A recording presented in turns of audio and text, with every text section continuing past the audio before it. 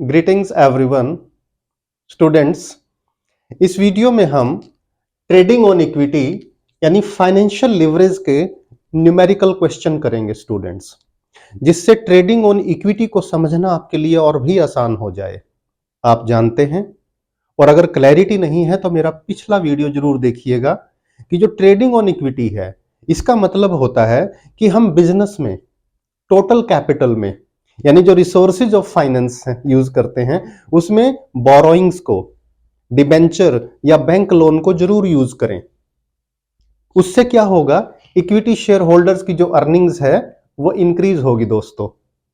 लेकिन उसके लिए दो कंडीशंस का सेटिस्फाई होना जरूरी है।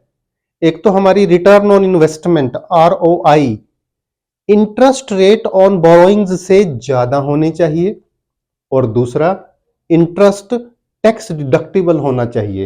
यानी प्रॉफिट पर जब टैक्स लगता है ना, उससे पहले इंटरेस्ट माइनस हो जाना चाहिए इनकम टैक्स लॉ के accordingly.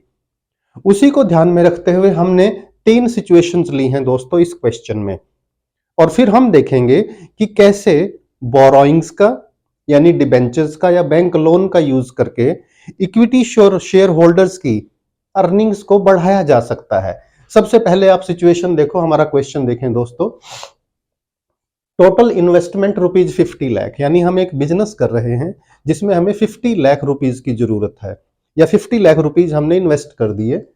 Earning before interest and tax EBIT है रुपीज 10 लाख, यानी बिजनेस में 50 लाख रुपए लगाकर हम 10 लाख रुपए की अर्निंग कर रहे हैं। टैक्स रेट है 25%। Rate of interest on borrowings यानी बैंक से हम लोन लेंगे या हम डिबेंचर इशू करेंगे तो उस पर जो रेट ऑफ इंटरेस्ट होगा वो 12% होगा दोस्तों। ये हम लेकर चले हैं।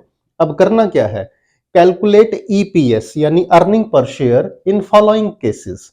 अब केस 3 है, देखिए 3 केस कैसे होंगे इसको ध्यान से समझना कि जो 50 लाख रुपीज टोटल इन्वेस्टमेंट हम बिजनेस में इन्वेस्ट कर रहे हैं उसमें फर्स्ट सिचुएशन में हमने सारा का सारा पैसा इक्विटी शेयर कैपिटल से लगाया, यानी फर्स्ट केस में हमने कोई भी डिबेंचर या बैंक लोन यूज नहीं किया। सेकंड केस देखिए, इक्विटी कैपिटल 40 लाख और जो डेट कैपिटल है यानी डिबेंचर्स हमने 10 लाख रुपए के यूज किए हैं सेकंड केस में। यानी सेकंड केस में हमने इक्विटी कम की है और डेट को लिया है।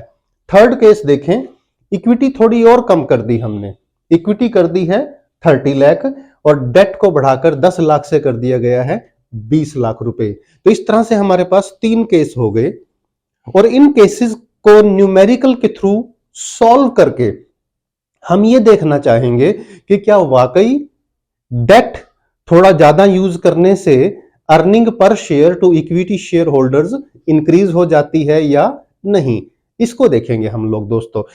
शुरू करने से पहले एक बात ध्यान रखें, हर केस में क्योंकि इक्विटी कैपिटल अलग अलग है तो नंबर ऑफ इक्विटी शेयर भी अलग होंगे, ये ध्यान रखिए दोस्तों।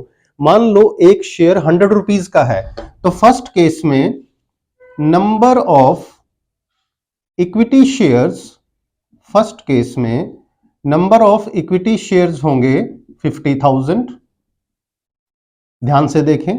दूसरे में इक्विटी कैपिटल 40 लाख है तो नंबर ऑफ इक्विटी शेयर कम हो जाएंगे, क्योंकि स्टूडेंट्स यहां कई बार आप मिस्टेक कर जाते हैं। हर केस में इक्विटी शेयर की संख्या अलग होगी। पहले केस में 50,000 थी, यहां 40,000 हो जाएगी। और थर्ड केस में नंबर ऑफ इक्विटी शेयर्स 30,000 होगी। इससे आप बहुत अच्छे से समझ पाएंगे ये जो मैं लिख रहा हूं। हर चीज को पहले समझें, वीडियो को स्किप ना करें, बड़े ध्यान से आराम से प्यार से समझिएगा। अकाउंटेंसी और बिजनेस स्टडीज दोनों में ही इसके न्यूमेरिकल या न्यूमेरिकल बेस्ड क्वेश्चन कुछ आ सकते हैं। अब ये हमारी सिचुएशन हो गई। अब हम फर्स्ट केस को सॉल्व करेंगे दोस्तों।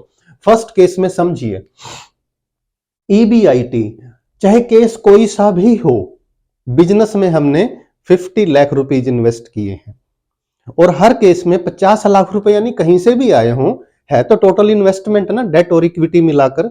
हर केस में हमें इनकम कितनी हो रही है, 10 लाख रुपीज, यानी earning before interest and tax 10 lakh 10 lakh 10 lakh.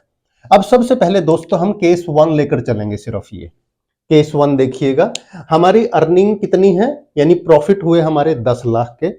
अब इस प्रॉफिट में से यानी जो ईबीआईटी होती है, याद रखना दोस्तों, EBIT earning before interest and tax, इसमें से सबसे पहले इंटरेस्ट लेस होगा अगर हुआ तो, ये सीक्वेंस देख लो।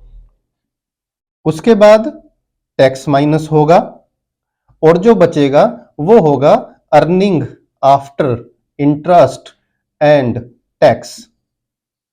उसके बेस पर उसे ईएटी भी लिख सकते हैं, this can be written as EAT. इसी के बेस पर आएगी हमारी अर्निंग पर शेयर।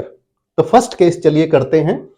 प्रॉफिट है हमारे 10 लाख के, माइनस इंटरेस्ट, इंटरेस्ट नहीं लगेगा। याद रखो दोस्तों, केस 1 में 50 लाख रुपीज यानी 50,000 इक्विटी शेयर होल्डर से हमने 50 लाख रुपए लिए, तो सारा पैसा जो है वो इक्विटी कैपिटल से आया, इसलिए इंटरेस्ट तो जाएगा नहीं, ये हो गया नील। तो अर्निंग बिफोर टैक्स कितनी हुई हमारी, 10 की 10 लाख। याद रखिए दोस्तों, यानी जो प्रॉफिट है इसमें से इंटरेस्ट नहीं जाएगा, क्योंकि फर्स्ट केस में हमने डिबेंचर्स या बैंक लोन यानी बोरोइंग्स को यूज नहीं किया। तो अब क्या है, लेस टैक्स, यानी ये स्टेप फर्स्ट केस में ये इंटरेस्ट तो है नहीं लेकिन टैक्स लगेगा। टैक्स रेट कितना है, 25%। तो 10 लाख रुपीज का 25% यानी हमारा टैक्स लग जाएगा 2,50,000 दोस्तों, ये टैक्स चला गया। तो प्रॉफिट में से जब हमने टैक्स माइनस किया तो ये बचा 7,50,000।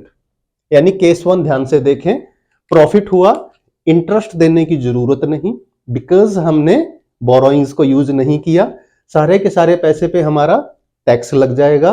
कितना बचा है, अर्निंग आफ्टर टैक्स 7,50,000 बची है। समझ लीजिए, यानी तीनों केसेस को हम पहले यहां तक करेंगे दोस्तों, अर्निंग पर शेयर बाद में निकालेंगे, ध्यान रखना ये। अब देखिए, अब सेकंड केस देखो, प्रॉफिट हमारा 10 लाख है, कितना पैसा लगाने से आया, 50 लाख रुपए। लेकिन ये 50 लाख कहां से आए, इस केस को समझो, फर्स्ट केस तो हो गया।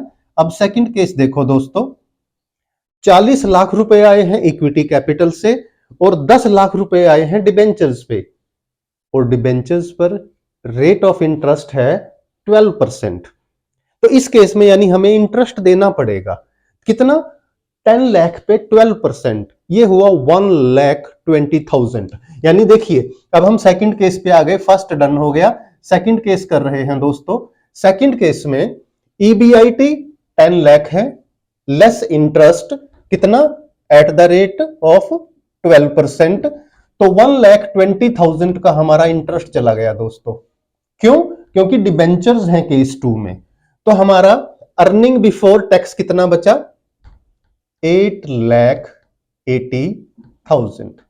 दोबारा देख लो, सेकंड केस में प्रॉफिट हमारे सेम थे 10 लाख, इसमें से 1,20,000 का हमें इंटरेस्ट ऑन डिबेंचर देना पड़ा। तो अर्निंग बिफोर टैक्स यानी प्रॉफिट कितने बचे इंटरेस्ट देने के बाद, 8,80,000। टैक्स रेट कितना है, 25%। अब हम टैक्स इस पे लगाएंगे दोस्तों 8,80,000 पे, इसका 25% होगा, देखिए आप कैलकुलेट करेंगे तो 2,20,000। यानी सेकंड केस में ये हमारा टैक्स गया है 2,20,000। तो 880 में से इसमें से ये माइनस कर दो दोस्तों, ये बचता है 6,60,000। क्या है ये है अर्निंग आफ्टर टैक्स। ये अर्निंग कौन सी है, जैसे पहले केस में कितनी थी, 7,20,000। ये किसके लिए पैसा बचा है, इक्विटी शेयर होल्डर्स के लिए। दूसरे केस में कितना बचा है, 6,60,000। अर्निंग आफ्टर ईपीएस बाद में निकालेंगे, याद रखना, इंटरेस्टिंग है बहुत, समझिएगा इसको। अब थर्ड केस देखो दोस्तों, अब थर्ड केस के लिए कंपोजिशन भी देख लो कैपिटल स्ट्रक्चर की। लगा बिजनेस में हमारा 50 लाख ही है, अर्निंग हमारी 10 लाख ही है, लेकिन ये 50 लाख कहां से आए हैं, 30 लाख रुपीज आए हैं इक्विटी शेयर इश्यू करके, और 20 लाख रुपीज आए हैं डिबेंचर इश्यू करके। यानी इस केस में जो हमें बोरोइंग्स यानी डिबेंचर हैं वो 20 लाख रुपए पे इंटरेस्ट देना होगा दोस्तों, 20 लाख का 12%, यानी इंटरेस्ट का अमाउंट बढ़ गया। सेकंड केस में था 10 लाख पे, थर्ड केस में हो गया 20 लाख पे। अब 20 लाख का 12% निकालोगे तो 20 लाख का 12% अगर इंटरेस्ट निकालोगे तो इंटरेस्ट हो गया 2,40,000। ये ध्यान रखिए दोस्तों, कैलकुलेशन हमें अपनी अच्छी रखनी पड़ेगी। अब थर्ड केस में क्या है, दोबारा देखो स्टेप वही होंगे। प्रॉफिट 10 लाख, सबसे पहले इंटरेस्ट माइनस करेंगे। 2,40,000 का इंटरेस्ट माइनस हो गया दोस्तों, 2,40,000। अब हमारे पास अर्निंग बिफोर टैक्स बचा है 7,60,000, यानी जिस प्रॉफिट पर टैक्स लगना है 25% का, वो प्रॉफिट बचा है 760। ध्यान से देख लो, फर्स्ट केस में प्रॉफिट था वो जिस पे टैक्स लगा 10 लाख, सेकंड केस में 8,80,000, थर्ड केस में 7,60,000।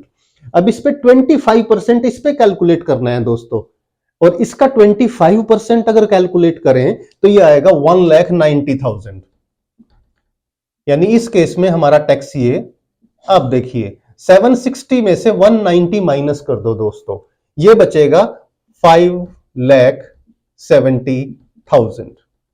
अब समझ लीजिए, यानी profit available for equity share holder तीनों केसेस में कितना है। पहले केस में बचा है इक्विटी शेयर होल्डर के लिए 7,50,000 जब हमने बोरोइंग्स यूज नहीं की थी। सेकंड केस में बचा है 6,60,000 और थर्ड केस में बचा है 5,70,000 जब हमने और बोरोइंग्स यूज की। यानी देखिए, ये अकाउंटेंसी है दोस्तों, जब इसका हम डेप्थ में एनालिसिस करते हैं तभी हमें कोई चीज समझ में आती है। ये देखने से तो ऐसा लग रहा है कि डिबेंचर यूज नहीं करने चाहिए, प्रॉफिट ज्यादा बचा है।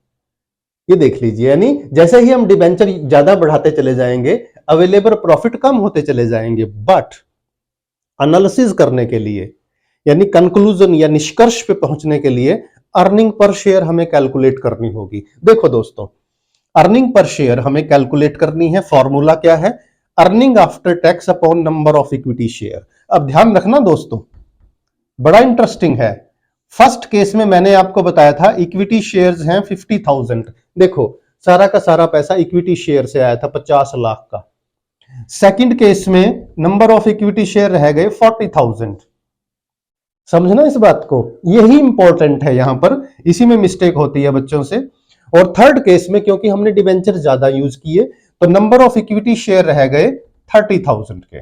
देखिए दोस्तों, अब अर्निंग पर शेयर कैसे कैलकुलेट करें, यहां पर हमारे हैं 7,50,000। बड़े ध्यान से और प्यार से समझिएगा दोस्तों, 7,50,000 बच्चे हैं, किसमें डिवाइड होंगे, 50,000 इक्विटी शेयर होल्डर्स में। तो अर्निंग पर शेयर, यानी पर शेयर हमने इक्विटी शेयर होल्डर्स के लिए कितना अर्न किया, दिस डिवाइडेड बाय दिस, ये हो जाएगा ₹15 पर शेयर। देखिए ईपीएस का मतलब अर्निंग पर शेयर, यानी यहां 15 रुपए हर शेयर होल्डर के हिस्से में आए हैं जब हमने डिबेंचर्स यानी बोरोइंग्स को यूज नहीं किया। अभी कंक्लूजन नहीं, सेकंड केस देखिए दोस्तों, कुछ नया निकल के आएगा। यहां पर इक्विटी शेयर होल्डर्स के लिए जो बचे हैं, देखिए ये हैं 6,60,000। पैसा कम बचा है फर्स्ट केस के मुकाबले, लेकिन यहां नंबर ऑफ इक्विटी शेयर्स भी कम है। ध्यान रखिए दोस्तों, यहीं से डिफरेंस आएगा।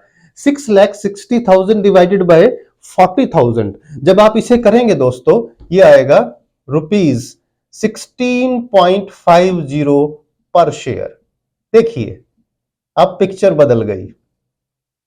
यानी फर्स्ट केस जब हमने बोरोइंग्स यूज नहीं की तो इक्विटी शेयर होल्डर्स के लिए अर्निंग्स अवेलेबल है, उनको मिलना है 15 रुपए पर शेयर।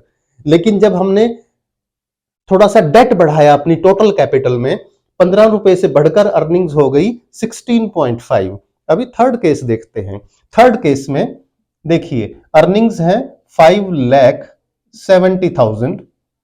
इक्विटी शेयर होल्डर्स कम होते जा रहे हैं। देखिए दोस्तों, इक्विटी शेयर होल्डर्स हैं 30,000, क्योंकि यहां हमने 30 लाख रुपए इक्विटी शेयर से लिए और 20 लाख रुपए डिबेंचर्स से, उन पर हम इंटरेस्ट दे चुके हैं ऑलरेडी। तो earning per share to equity shareholders कितना है 5,70,000 डिवाइडेड बाय 30,000, ये आएगा देखिए 19 रुपीज पर शेयर। देखिए समझिए दोस्तों, 19 रुपीज पर शेयर। अब देखिए अगर आप टोटल अमाउंट देखते तो घटता जा रहा है, लेकिन जब आप कंप्लीट एनालिसिस करोगे, अर्निंग पर शेयर करोगे, तो यू विल फाइंड कि earning per share for equity shareholders is increasing if we increase the amount of borrowings. यानी अगर हम डिबेंचर्स और बोरोइंग्स का अमाउंट इंक्रीज करेंगे तो हमारा अर्निंग पर शेयर इंक्रीज होता चला जाएगा। अब ये है trading on equity. Trading on equity का मतलब हम ट्रेड बिजनेस इस तरह से करें बोरोइंग्स का यूज करते हुए, ताकि इक्विटी शेयर होल्डर्स की अर्निंग इंक्रीज हो।